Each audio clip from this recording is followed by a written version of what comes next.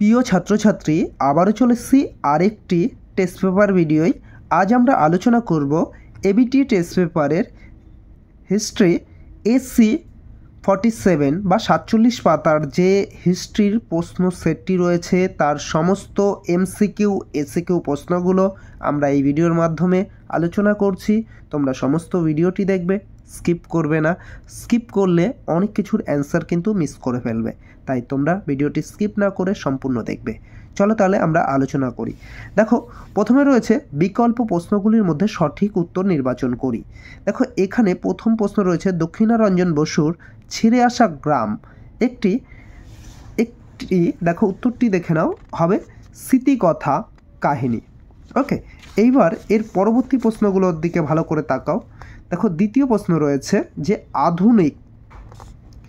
আধুনিক চর্চার জনক হলেন, উত্তরটি হবে ইবন খালদুন। তোমাদের অপশান সিতে রয়েছে উত্তরটি। তার পরবর্তী প্রশ্ন বা 3 নম্বর প্রশ্ন, পর্তুগিজরা ব্ল্যাক গোল্ড বলতো গোলমরিচকে, অপশান বিতে রয়েছে তোমাদের। পরবর্তী দেখো 4 নম্বর প্রশ্ন, আফ্রিকাতে প্রথম উপনিবেশ স্থাপন করেছিলেন, উত্তরটি হবে ডাচরা। দেখো অপশান ডিতে রয়েছে তোমাদের। এবার 5 নম্বর প্রশ্ন, নানকিং এর সন্ধি বা চুক্তি স্বাক্ষরিত হয়েছিল, উত্তরটি হবে 1842 খ্রিস্টাব্দে, উত্তরটি তোমাদের অপশান বিতে রয়েছে। এরপর দেখো 6 নম্বর প্রশ্ন, বাংলায় দ্বৈত শাসন ব্যবস্থার অবসান ঘটান, উত্তর হবে ওয়ারেন হেস্টিংস। দেখো তোমাদের অপশান ডিতে অ্যান্সারটি রয়েছে।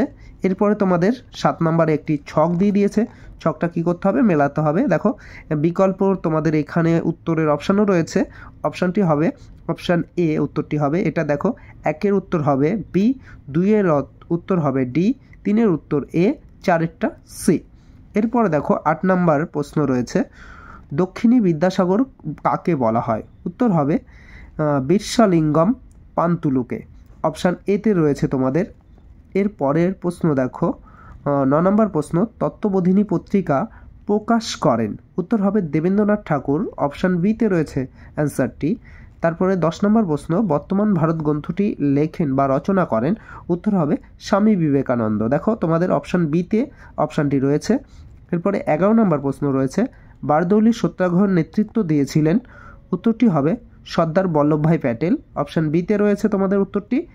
তারপরে 12 নম্বর প্রশ্ন, নবান্ন নাটকের রচয়িতা হলেন, উত্তরটি হবে বিজন ভট্টাচার্য। দেখো তোমাদের অপশান এতে রয়েছে। তারপরের প্রশ্ন 13 নম্বর, 1943-এর মর্মান্তরের সময় ভারতের ভাইসরয় ছিলেন, উত্তর হবে ওয়াভেল। দেখো তোমাদের অপশান এতে রয়েছে উত্তরটি। এরপরে হচ্ছে 14 নম্বর প্রশ্ন, আজাদ হিন্দ সরকার প্রতিষ্ঠা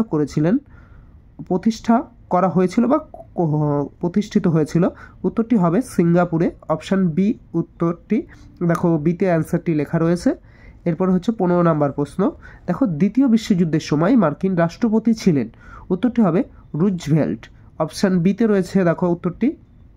তারপরে দেখো 16 নম্বর প্রশ্ন, ত্রিপুরী কংগ্রেসে সুভাষচন্দ্র বসুর প্রতিদ্বন্দ্বী ছিলেন, উত্তরটি হবে পট্টভি সীতারামাইয়া, অপশান বিতে রয়েছে তোমাদের। এর পরবর্তী 17 নম্বর প্রশ্ন দেখো, ঠান্ডা লড়াই কথাটা প্রথম ব্যবহার করেন, উত্তরটি হবে বার্নার্ড বারুচ। তোমাদের এইখানটায় দেখো বানান ভুল আছে বইয়ে, বার্নার্ড বারুচ রয়েছে, ওটা বারুচ হবে, ওই খটা চ হবে। ওকে, তোমরা করে নেবে। এরপরে তোমাদের 18 নম্বর প্রশ্ন, জোট নিরপেক্ষ আন্দোলনের প্রধান উদ্যোক্তা, উত্তরটি হবে জওহরলাল নেহরু। তোমাদের দেখো অপশান এতেই রয়েছে, এই পাতাতেই। এবার পরবর্তী পেজটি উল্টে নাও। দেখো এর পরের যে প্রশ্ন রয়েছে যে পেরেনস্কার প্রবর্তক ছিলেন, উত্তর হবে মিখাইল গর্বাচেভ, অপশান সিতে রয়েছে তোমাদের। তারপর 20 নম্বর প্রশ্ন রয়েছে, কিউবার রাষ্ট্রপতি ছিলেন, উত্তর হবে ফিদেল কায়েস্তে, অপশান সিতে রয়েছে উত্তরটি। এবং এরপরে 21 নম্বর প্রশ্ন, সার্কের প্রথম শীর্ষ সম্মেলন অনুষ্ঠিত হয়, দেখো সার্কের প্রথম শীর্ষ সম্মেলন অনুষ্ঠিত হয়েছিল ঢাকায়, আর অপশান এতে দেখো ঢাকা রয়েছে। এরপরে 22 নম্বর প্রশ্ন, ভারতের প্রথম পারমাণবিক শক্তি কমিশনের চেয়ারম্যান ছিলেন, উত্তরটি হবে তোমাদের দেখো হোমি জাহাঙ্গীর ভাবা, অপশান ডিতে রয়েছে উত্তরটি।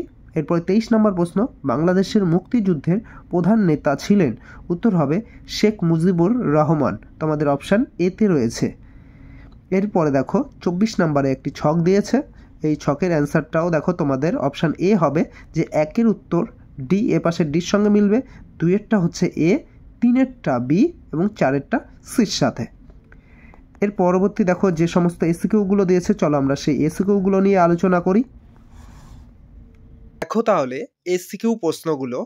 প্রথম প্রশ্ন রয়েছে, সামাজিক ডারউইনবাদের প্রবক্তাকে? উত্তরটি হবে সামাজিক ডারউইনবাদের প্রবক্তা হলেন এডমন্ড স্পেন্সার। এবার দেখো অথবার প্রশ্ন রয়েছে, আমেরিকা মহাদেশ কে আবিষ্কার করেন?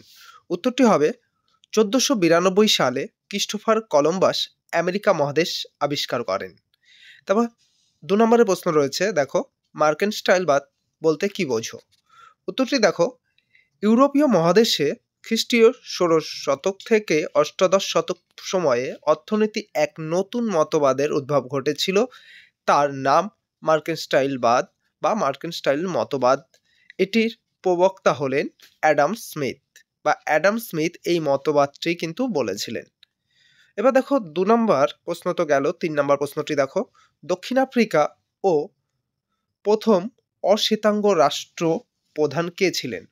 উত্তরটি হবে নেলসন ম্যান্ডেলা।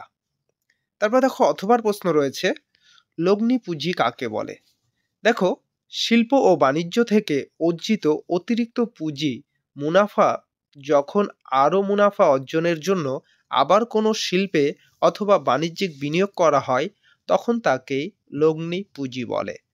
এবার দেখো 4 নম্বরের প্রশ্ন রয়েছে তোমার, শোর গ্লান্ট বিতর্ক কি? দেখো, কর্নওয়ালিসের ভারতের জমি জরিপ ব্যবস্থা সংক্রান্ত মতামত নিয়ে রাজস্ব বিভাগের প্রধান যশোর এবং দলিল বিভাগের প্রধান জেমস এর মধ্যে বিতর্ক হয়েছিল, যা শোর গান্ট বিতর্ক নামে পরিচিত। এবার দেখো 5-এর প্রশ্ন রয়েছে, সূর্যাস্ত আইন কি? ওকে, দেখো সূর্যাস্ত আইন হচ্ছে নির্দিষ্ট দিনে সূর্য অস্তের পূর্বে রাজস্ব জমা দিতে হবে। এটাই ছিল কিন্তু সূর্যাস্ত আইনের মূল সত্র বা সূর্যাস্ত আইন। এবার পরবর্তী প্রশ্ন রয়েছে, পলাশি লুণ্ঠন বলতে কি বোঝো? দেখো, পলাশি যুদ্ধের পর লর্ড ক্লাইভ সহ ব্রিটিশ কোম্পানি অন্যান্য উচ্চ পদাধিকারীরা মির্জাফরের কাছ থেকে প্রচুর অর্থ সম্পদ এবং ব্যক্তিগতভাবে কোম্পানির তরফে আত্মসাৎ করে ব্রিটেনে পাঠিয়ে দেয়, এবং সম্পদ লুঠের এই ঘটনা ঐতিহাসিক ব্রুকস অ্যাডামস পলাশি লুণ্ঠন বলে অভিহিত করেছেন। এবার দেখো 6 নম্বর প্রশ্ন রয়েছে, সাউকার কাদের বলা হয়? উত্তরটি হবে দাক্ষিণাত্যের বোম্বাই প্রেসিডেন্সিতে সুদখোর মহাজন শ্রেণীর সাউকার নামে পরিচিত। পর প্রশ্ন 7 নম্বর প্রশ্ন রয়েছে, চুইয়ে পড়া নীতি বলতে কি বোঝো? দেখো, চুইয়ে পড়া নীতি বলতে কি বোঝায়? লর্ড বেন্টিংয়ের আইন সচিব মেকলে তার বিখ্যাত মিনিটস এর গ্রন্থে ভারতের উচ্চ ও মধ্য বিদ্রোহের মধ্যে ইংরেজ শ্রেণীর, এই জায়গাটা ভালো করে বুঝবে, ভারতের যে উচ্চ শ্রেণী এবং মধ্যবিত্ত শ্রেণী ছিল তাদের মধ্যে যে ইংরেজি শিক্ষার প্রসার হলে তা মধ্যবিত্তের মাধ্যমে কর্মে সাধারণ মানুষের মধ্যে ছড়িয়ে পড়বে। মেকলে প্রকল্পিত এই নীতিই কিন্তু চুইয়ে পড়া নীতি, মানে একটা মানুষের মধ্যে যদি শিক্ষা যায় তার আলোটা সমাজের মধ্যে আরও ছড়িয়ে পড়বে, এটাই কিন্তু চুইয়ে পড়া নীতি নামে পরিচিত। তারপরে অথবার প্রশ্ন রয়েছে, দেখো ইয়ং বেঙ্গল বা নববঙ্গীয় কাদের বলা হয়? দেখো, ডিরোজিওর অনুগামীদের কিন্তু ইয়ং বেঙ্গল নামে অভিহিত করা হয় বা নববঙ্গ নামেও তারা পরিচিত। তার পরবর্তী প্রশ্ন দেখো, দলিত কারা বা দলিত শব্দের অর্থ কি? দেখো, ভারতে দলিত শব্দের অর্থ হচ্ছে হরিজন। এবার দলিত কারা? দেখো, ভারতে অস্পৃশ্য ও শোষিত নির্যাতিত নিম্ন জাতির লোকেদের দলিত বলা হয়। এবার 9 নম্বরের প্রশ্ন রয়েছে, কবে এবং কাদের মধ্যে লখনৌ চুক্তি স্বাক্ষরিত হয়? 1916-এ। দেখো, 1916-তে যে লখনৌ চুক্তি স্বাক্ষরিত হয় সেটি হয়েছিল কংগ্রেস এবং মুসলিম লীগের মধ্যে। তার 10 নম্বর প্রশ্ন দেখো, ভারতীয়রা কোন সাইমন কমিশন বর্জন করেছিল? এবার দেখো প্রশ্নটা বলছে, ভারতীয়রা কেন সাইমন কমিশনকে বর্জন করেছিল? উত্তরটি হবে, ভারতীয়রা সাইমন কমিশন বর্জন করেছিল কারণ এই কমিশনে কোনো ভারতীয় সদস্যই ছিল না। এবার দেখো অথবার প্রশ্ন রয়েছে, মিরাট ষড়যন্ত্র মামলায় অভিযুক্ত 2 জন বিদেশি অভিযুক্তের নাম লেখো। উত্তরটি হবে, মিরাট ষড়যন্ত্র মামলায় অভিযুক্ত 2 জন বিদেশি নাম হলো একজন ফিলিপস স্প্রাট ও বেন বার্লি। এবার তোমাদের দেখো 11 নম্বর প্রশ্ন রয়েছে, সুভাষচন্দ্র বসু আন্দামান ও নিকোবর দ্বীপপুঞ্জ নামকরণ করেছিলেন? দেখো, আন্দামান নিকোবর দ্বীপপুঞ্জ নামকরণ করেছিলেন শহীদ ও স্বরাজ দ্বীপ। তার পরবর্তী 12 নম্বর প্রশ্ন রয়েছে, তানাকা মেমোরিয়াল কি? দেখো, জাপানের প্রধানমন্ত্রী তানাকা ছিলেন একজন কট্টর সাম্রাজ্যবাদী। তিনি 1927 খ্রিস্টাব্দে জাপানের সম্রাটের কাছে দেওয়া একটি প্রতিবেদনে বলেন যে পূর্ব এশিয়ার সমস্যা সমাধানের জন্য যুদ্ধনীতি গ্রহণ করা একান্ত প্রয়োজন। এই প্রতিবেদনেই তারাকা মেমোরিয়াল নামে পরিচিত। এবার তারপরের প্রশ্ন রয়েছে, দেখো, অথবা কার নেতৃত্বে কোথায় তাম্রলিপ্ত জাতীয় সরকার গড়ে ওঠে? উত্তরটি দেখো, সতীশচন্দ্র সামন্তের নেতৃত্বে মেদিনীপুরে। এবার পরবর্তী 13 নম্বর প্রশ্নটা ভালো করে দেখো, এই প্রশ্নটা অনেক সময় বেশিরভাগই আসে, তুমি অনেক বইয়ে পেয়ে যাবে। দেখো, দিয়েন বিয়েন ফ্রু কি ঘটেছিল?